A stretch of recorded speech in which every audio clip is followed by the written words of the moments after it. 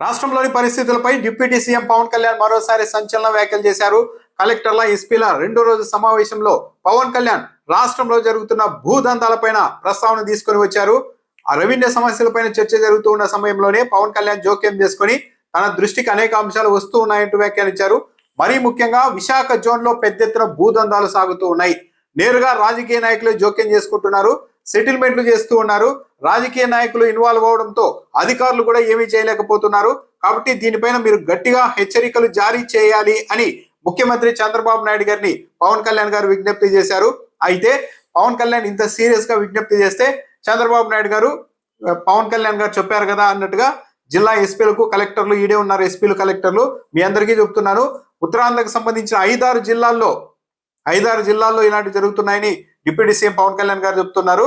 మీరు కఠినంగా ఉండండి, ఇలా భూదందాలు కానీ కబ్జాలు కానీ ఎవరిని ఉపేక్షించవద్దు అంటూ రెండు మాటలు చెప్పేసి చంద్రబాబు నాయుడు గారు చాలించేశారు. నిజానికి నవంబర్ 2వ వారంలో జరిగిన కేబినెట్ భేటీలో కూడా పవన్ కళ్యాణ్ ఈ అంశాన్ని ప్రస్తావించారు. ఎమ్మెల్యేలు ప్రజలకు సంబంధించిన వ్యక్తిగత అంశాల్లోనికి, భూ వివాదాల్లోనికి, ఆస్తుల వివాదాల్లోనికి జోక్యం చేసుకుంటూ ఉన్నారు. చివరకు రెండు పక్షాలు రాజీకి అంగీకరించినా సరే ఎమ్మెల్యేలు ప్రజాప్రతినిధులు మాత్రం అంగీకరించడం లేదు, సెటిల్మెంట్లు చేయడానికి ప్రయత్నిస్తూ ఉన్నారు. నా దృష్టికి ఒక ఎమ్మెల్యే ప్రవర్తన రావడంతో గట్టిగా మందలించాను. కూటమిలోని ఏ పార్టీ ఎమ్మెల్యేలైనా సరే ఇలాంటి దందాలు చేస్తే కఠిన చర్యలు తీసుకోవాలి అని ముఖ్యమంత్రికి నవంబర్ 2వ వారంలో జరిగిన కేబినెట్ భేటీలో కూడా పవన్ కళ్యాణ్ గారు విజ్ఞప్తి చేశారు. ఆ రోజు కూడా అచ్చం చంద్రబాబు నాయుడు గారు ఈ రోజు మాట్లాడినట్లే మాట్లాడారు. జిల్లా ఎస్పీలు కలెక్టర్లకు సూచనలు ఆదేశాలు ఇస్తూ ఉన్నాం. ఎక్కడే కానీ రాజకీయ నాయకులు ఈ వివాదాల్లోనికి భూ వివాదాల్లోనికి సెటిల్మెంట్లలోనికి జోక్యం చేసుకుంటే ఉపేక్షించవద్దు అంటూ ఆ రోజు కూడా చెప్పారు. కానీ ఇప్పుడు నెల దాటిన తర్వాత మళ్ళీ పవన్ కళ్యాణ్ గారు అదే అంశాన్ని ప్రస్తావించారు. మరీ ముఖ్యంగా విశాఖ జోన్ లో ఎక్కడైతే ఇండస్ట్రీస్, ఐటీ ఇవన్నీ వస్తున్నాయో ఆ ప్రాంతాల్లో ఎక్కువ దందాలు జరుగుతున్నాయి. నేరుగా ప్రజాప్రతినిధులే జోక్యం చేసుకుంటూ ఉండడంతో అధికారులు కూడా చేతులు ఎత్తేస్తున్నారని పవన్ కళ్యాణ్ చెప్పారు, ఏమీ చేయలేకపోతున్నారని. సో రాష్ట్రంలో చంద్రబాబు నాయుడు గారే స్వయంగా చెప్పారు, విశాఖతో పాటు అనకాపల్లి, విజయనగరం ఇలా 5-6 జిల్లాల్లో ఈ దందాలు సాగుతున్నాయి. కాబట్టి మీరు ఎస్పీలు కలెక్టర్లు చాలా కఠినంగా ఉండాలి అని చెప్తున్నారు. అంటే కొద్ది రోజుల క్రితం స్వయంగా పవన్ కళ్యాణ్ గారే రాష్ట్ర వ్యాప్తంగా జూద కేంద్రాలు నడుస్తున్నాయని, నాకు పెద్ద ఎత్తున ఫిర్యాదులు వస్తున్నాయి, దీనిపైన నివేదిక ఇవ్వండి అంటూ పోలీసు ఉన్నతాధికారులను ఆదేశించారు. చంద్రబాబు నాయుడు గారు, పవన్ కళ్యాణ్ గారు కీలకమైన తెలుగుదేశం పార్టీ నాయకుల వ్యవహార శైలి చూస్తూ ఉంటే మేము సచ్చీలంగా ఉండాలని ప్రయత్నిస్తున్నాం, మేము బాగానే ఉన్నాం, కానీ మిగిలిన వాళ్ళు అవన్నీ చేస్తూ ఉన్నారు, అందుకే మేమే బయట పెడుతున్నాం చూడండి ఇవన్నీ అని చెప్పుకుంటున్నట్టుగానే ఉంది. కానీ చర్యలు తీసుకోవాల్సిన స్థానాల్లో ఉన్న వాళ్ళు పరస్పరం ఆదేశాలు ఇచ్చుకుంటూ సమాచారం పంచుకుంటూ ఉంటే ఈ రాష్ట్రంలో ఈ పరిస్థితి ఎలా కంట్రోల్ అవుతుంది?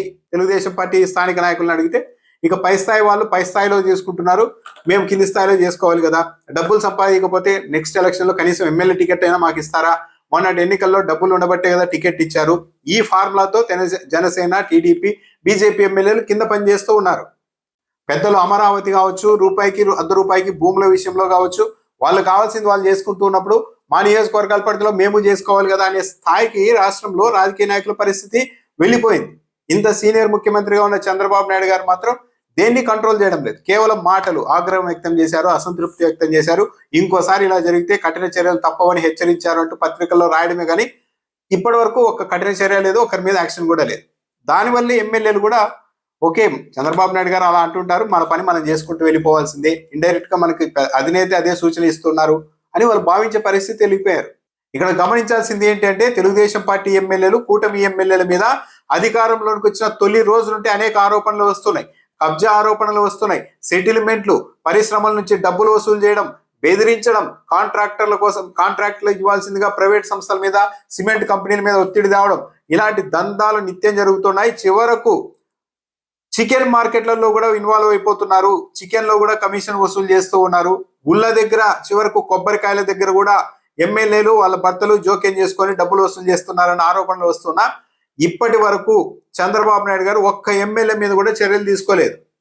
దాంతో చివరకు ఒక తెలుగుదేశం పార్టీకి సంబంధించిన అనంతపురం ఎంపీని తెలుగుదేశం పార్టీకి సంబంధించిన ఎమ్మెల్యే సోదరుడు ఫోన్ చేసి మరి కమిషన్లు ఇవ్వకపోతే నీ మెటీరియల్ మొత్తం ఎత్తుకెళ్తాం, నీ సామాగ్రి మొత్తం ఎత్తుకెళ్తామని బెదిరించే స్థాయికి పరిస్థితి వెళ్తూ ఉన్నా కానీ ఎక్కడా చర్యలు లేవు. పవన్ కళ్యాణ్ గారేమో నేను చెప్తూ ఉన్నాను నిజాయితీగా అన్నట్టు పవన్ కళ్యాణ్ గారు, చంద్రబాబు నాయుడు గారు అంతకు మించి పవన్ కళ్యాణ్ గారు చెప్పారు కాబట్టి నేను చాలా కఠినంగా ఆదేశాలు ఇస్తూ ఉన్నానని చంద్రబాబు నాయుడు గారు కూడా అదే స్థాయిలో మాటల్లో చెప్పడమే కానీ ఎక్కడా కూడా కనీసం ఒకరిద్దరి మీద చర్యలు తీసుకుంటే మిగిలిన వాళ్ళలో భయం ఉంటుంది. ఈవెన్ జనసేన పార్టీ ఎమ్మెల్యేల మీద కూడా పెద్ద ఎత్తున అవినీతి ఆరోపణలు వస్తూ ఉన్నాయి.